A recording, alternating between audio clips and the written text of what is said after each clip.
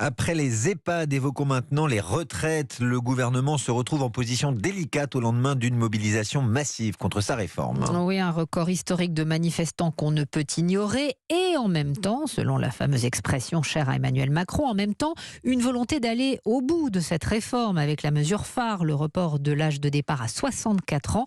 Pas facile donc, Jacques Serret, de surfer entre ces deux contraintes.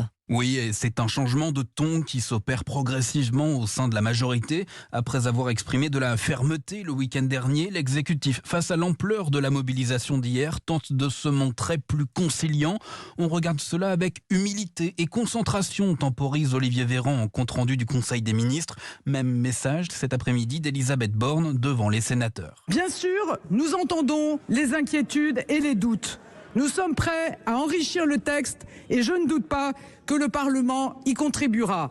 Nous travaillerons avec toutes celles et ceux qui partagent notre volonté de préserver notre modèle social. Je vous remercie. Prêt à enrichir le texte, mais dans une certaine limite. Hors de question de revenir sur le report de l'âge légal de départ à 64 ans. Pour l'exécutif, c'est toujours non négociable. Cette réforme est indispensable, insiste-t-on encore du côté de l'Élysée.